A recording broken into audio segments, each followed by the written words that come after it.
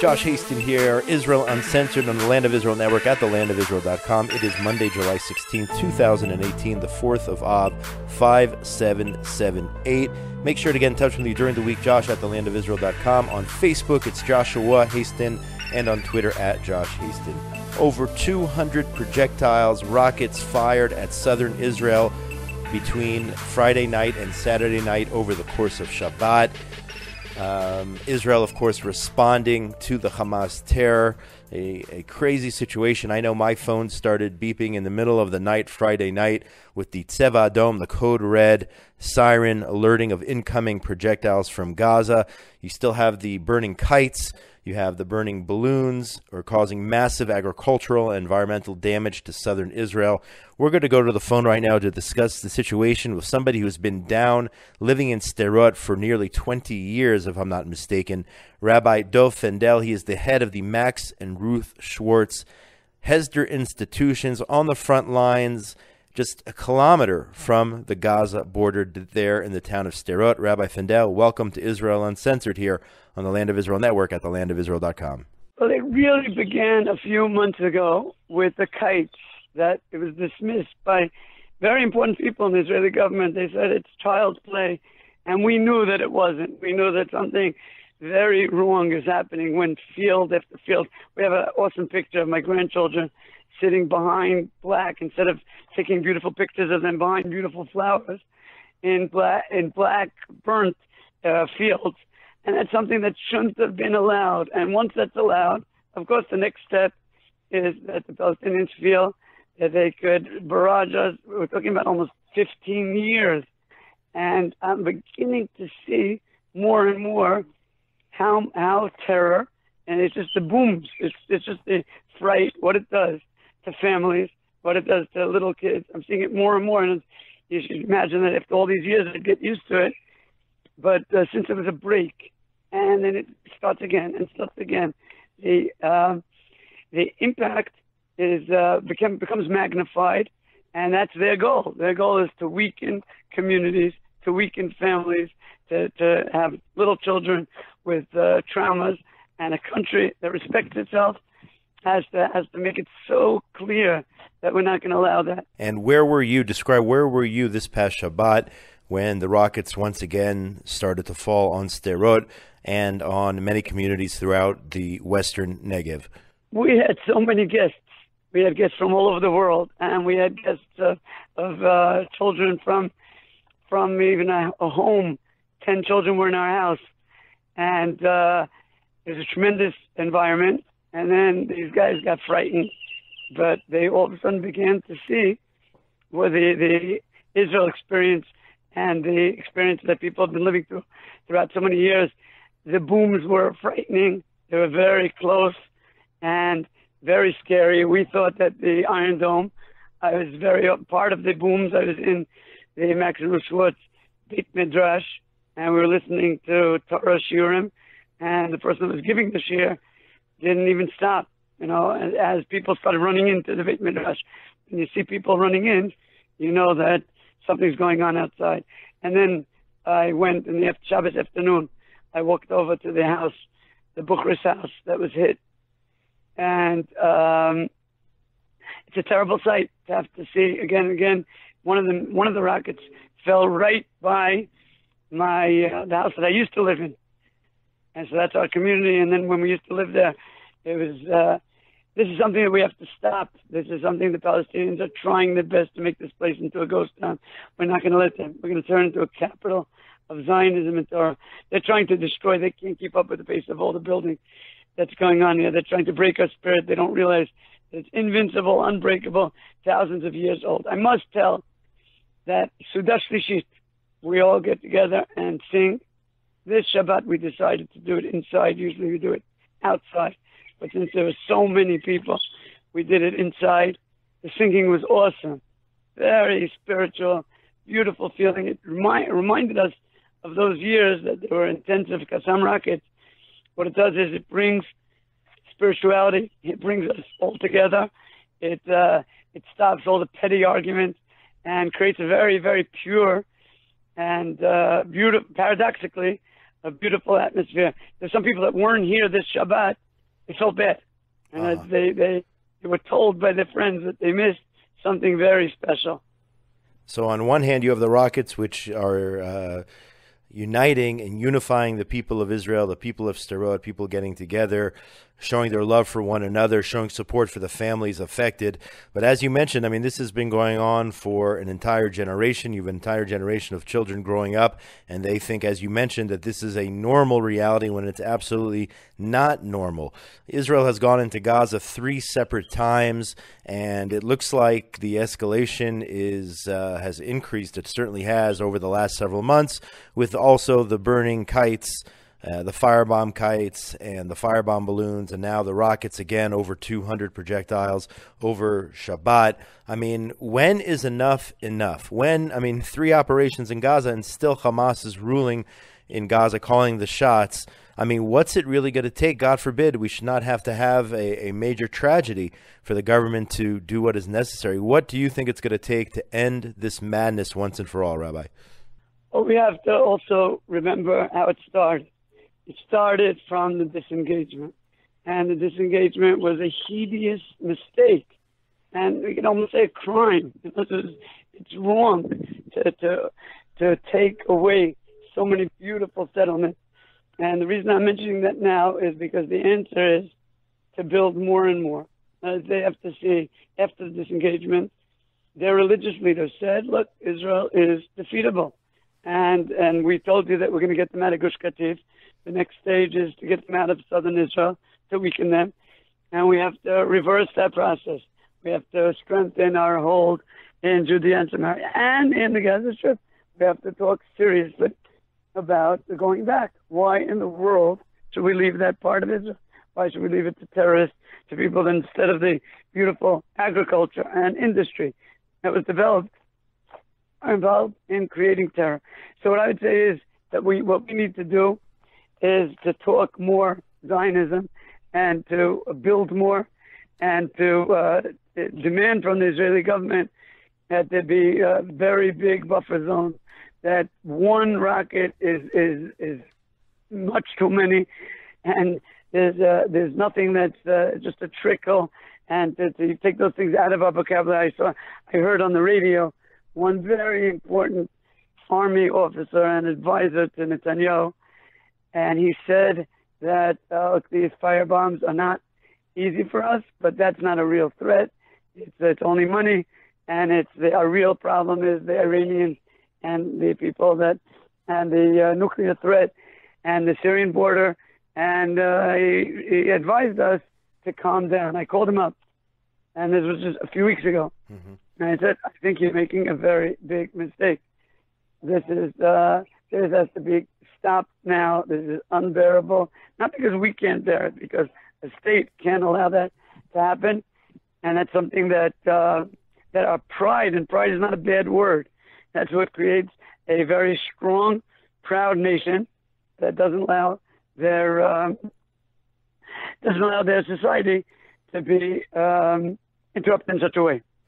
Rabbi David Fendel, the founder and head of the Max and Ruth Schwartz Hesder institutions, as it says here on their website, forging ahead on the front lines. That's exactly what they're doing, building a beautiful community down in Sderot, despite the rocket attacks, despite years and years, a whole generation of attacks on their community, growing and thriving and building a beautiful community down there in the Gaza periphery. I want to thank you so much for your time today. Continue to be safe and keep up the holy work that you're doing, strengthening the town of Sderot on the front lines of Israel. I want to thank you so much for your time. Thank you. All the best. We are going to take a short break and be right back. Josh Hasten here, Israel Uncensored on the Land of Israel Network at thelandofisrael.com. So much more news to cover. We'll talk about the Gaza situation and many other things in the headlines. Get in touch with me during the week, Josh at thelandofisrael.com, on Facebook, at Joshua Hasten, on Twitter at Josh Hasten, and we'll be right back after the short break. You're listening to the Land of Israel Network at thelandofisrael.com, broadcasting the truth and beauty of Israel to the world.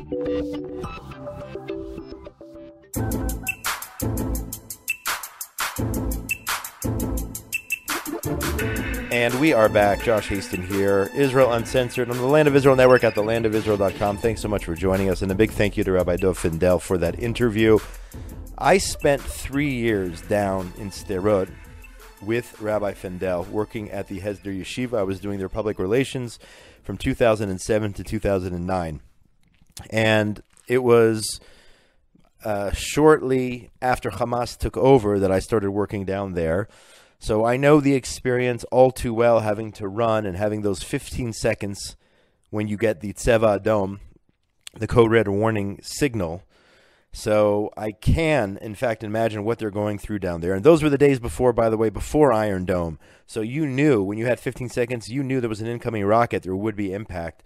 So thank God at least we have the Iron Dome. Unfortunately, over the weekend, 3 people injured, as the rabbi mentioned, in moderate to light condition, suffering shrapnel wounds after a rocket landed in the yard of a home, sending glass and shrapnel everywhere on top of a family in their living room over Shabbat.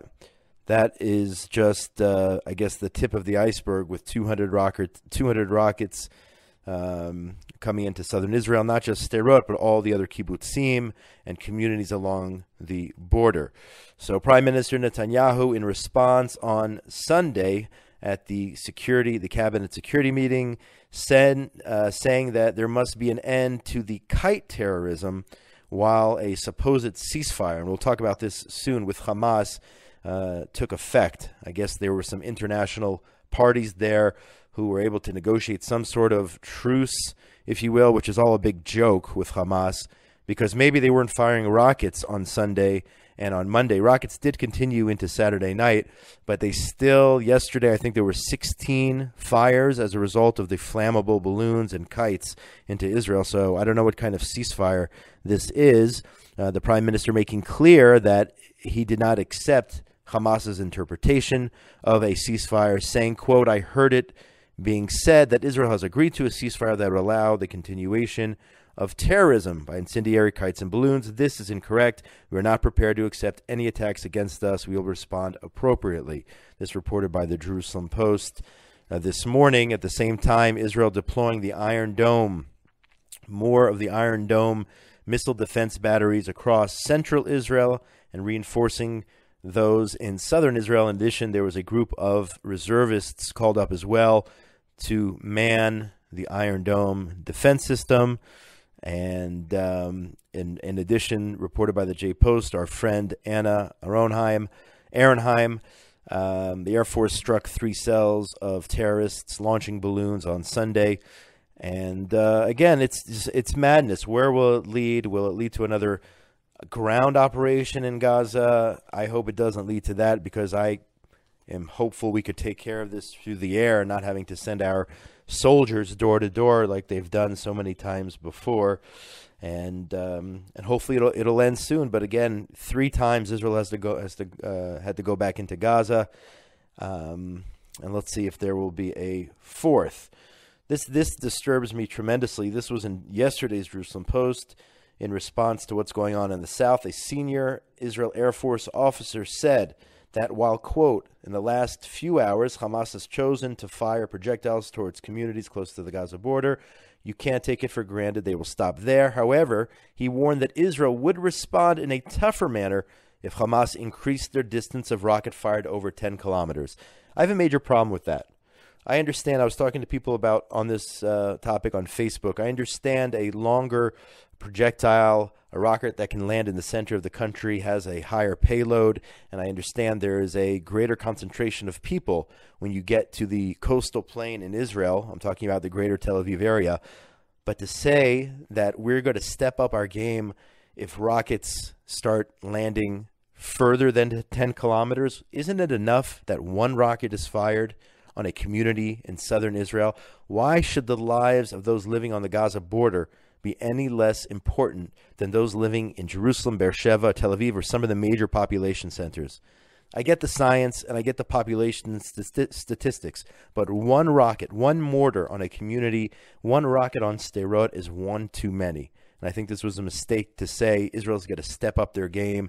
And all these warnings, we've heard these for months and years other warnings, both from the Prime Minister and, in addition, the Defense Minister, and many people sounded off those who are in our leadership, talking about, according to this, the IDF has struck Hamas with the hardest blow since Operation Protective Edge, according to our Prime Minister, our Defense Minister, and everybody saying that we've delivered a major blow, and all these threats that will continue to do so.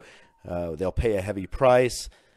I'm tired of the threats, honestly, people. I'm tired of the threats time after time. We know how to deal with this. We know how to respond. We'll respond accordingly. It'll be a heavy blow. They'll know we mean business here, over and over again. Okay? They'll pay a heavy price, said the Defense Minister. I'm tired of these phony ceasefires, and Education Minister Naftali Bennett also attacked the Defense Minister, his decision to halt IDF bombardments of targets in Gaza, calling it a ceasefire. I agree with Naftali Bennett, Minister Bennett, because enough is enough. To say over and over, we're going to trust Hamas to stop, and every time they call a ceasefire, dictate ceasefire in their terms, they keep firing, whether it's the rockets or the kites or what have you. Here, Naftali Bennett is reported here in Times of Israel, quote, at a time convenient to them, Hamas dictates that it is now a ceasefire. So let it be clear, a ceasefire without stopping terror is not Israeli deterrence. It is capitulation. I agree with Naftali Bennett on this one. That is not a true ceasefire. It is nonsense. You can't make a deal with a terror organization, even if it's through a third party. I do not accept this reality, and neither should anybody living on the southern border. I understand the north, and we'll talk about that in a second. The north is the greatest threat, Hezbollah, and there are 100,000 rockets reportedly aimed at Israel. I understand that, but nobody in this country should feel a sense of fear. Those images of the children sleeping in the stairwell on Friday night, not able to sleep in their beds, having to take cover. The image of that woman, if you saw on Facebook or on social media, literally going into an attack on the street there, hiding with her children, having going into shock, rather. That's completely unacceptable.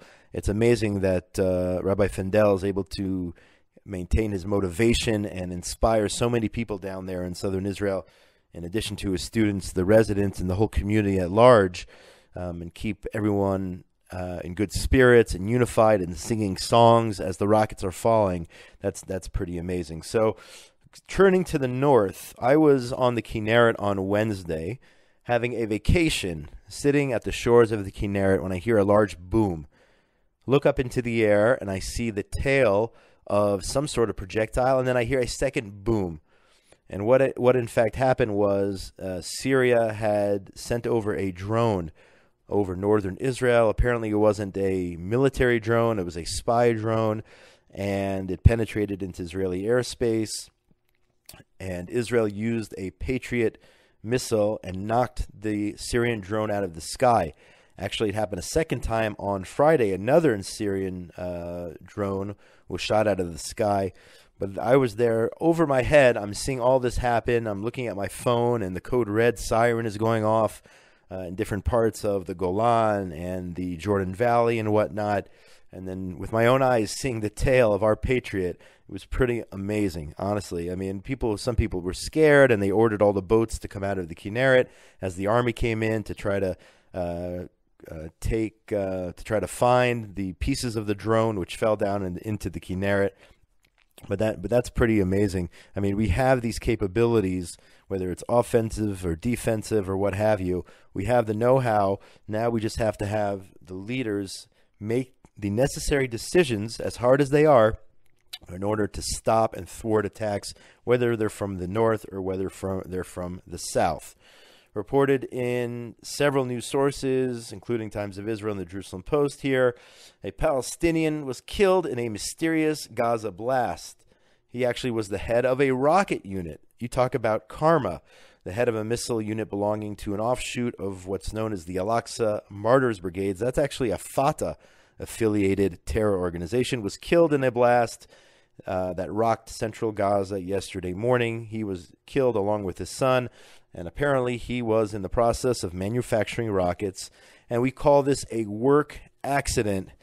when a terrorist is killed in the midst of perfecting his trade, so to speak, trying to fashion together these rockets in order to attack Israel. Switching gears here, another one of these staged birthright walkouts took place yesterday. Apparently 8 students spontaneously, and I say that sarcastically, got off their birthright group bus and decided that they were going to get on a tour with another extremist organization instead of Birthright. This is the second time it's happened. And who is behind all this? A radical group called If Not Now, the same people who are saying the mourner's prayer, Kaddish, over Hamas terrorists. So they have succeeded twice now this summer in infiltrating Birthright trips. So apparently yesterday, 8 members of Birthright who are receiving a free trip to Israel got off their bus and said, we're not giving a full story of Israel. And they jumped on a bus headed by Chagit Ofran from Shalom Achshav, Peace Now's so-called Settlement Watch division. Whether it's this Peace Now group or Breaking the Silence, these kids are taking advantage of a free trip to Israel, getting off their buses and joining extremists. And I hope Birthright is automatically canceling their return tickets home. Send the bill to their parents and say to them, your child has been given a free trip to Israel. That free trip is now costing you $5,000 in fees for a one-way return ticket home. I hope that's in fact what Birthright is doing. I know they're not talking about it publicly a lot. I know they're trying to stay under the radar, out of the media. They don't want to discuss it, but I hope that's what they're doing. Once these kids get off their buses on their own, they then have to sign a waiver saying that Birthright is not responsible for them in any way, shape, or form from that point on.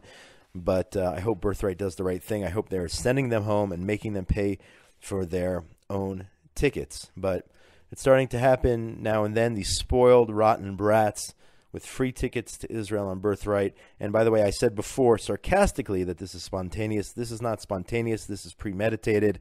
If Not Now is sending these spies, if you will, into Israel in order to infiltrate these Birthright groups.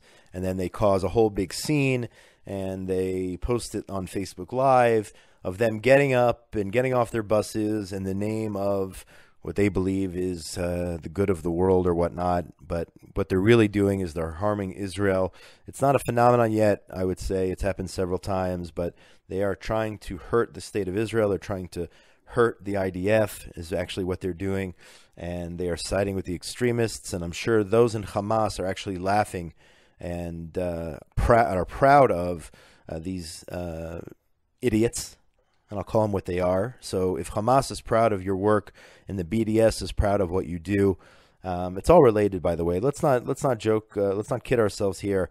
BDS is related to terror. It's all one big anti-Israel, anti-IDF campaign, regardless of their methodology. And these kids getting off the buses, this is a victory, a small victory, because it's really meaningless at the end of the day. But they're causing a media storm over this. But this is a victory for BDS and Hamas. So congratulations to these so-called Jews who are getting a free trip to Israel and are exploiting Birthright in order to cause these scenes.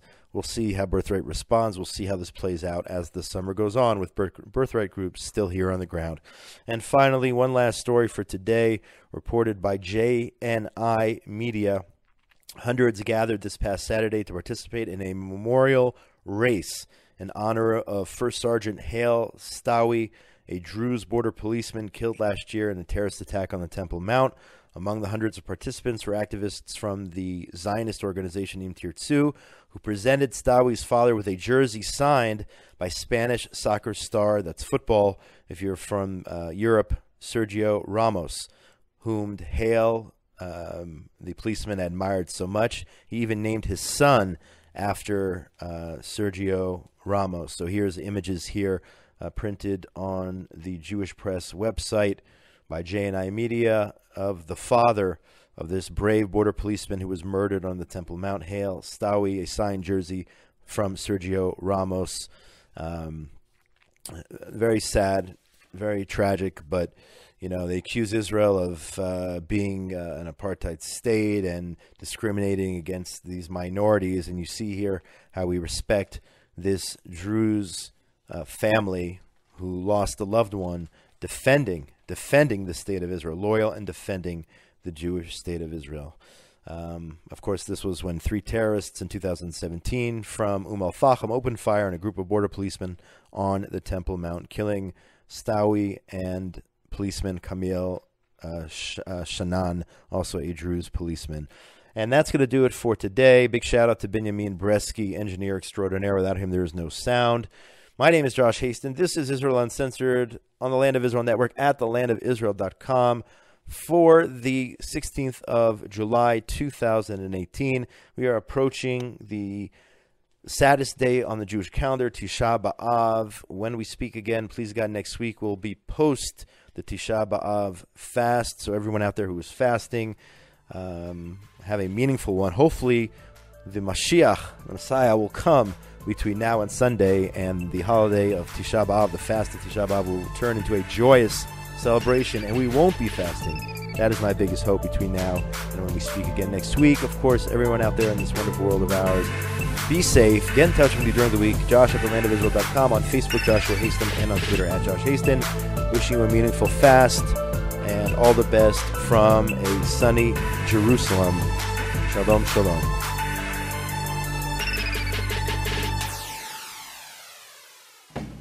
All men dream, but not equally, says T.E. Lawrence. Those who dream by night in the dusty recesses of their minds wake in the day to find that it was vanity. But the dreamers of the day are dangerous men. They may act their dream with open eyes to make it possible. Now I'm trying to keep my eyes open and watch as my dream unfolds around me, because I'm Rav Mike Foyer, and this is the Jewish Story. Join Rav Mike Foyer for the best Jewish history podcast, The Jewish Story, on the Land of Israel Network at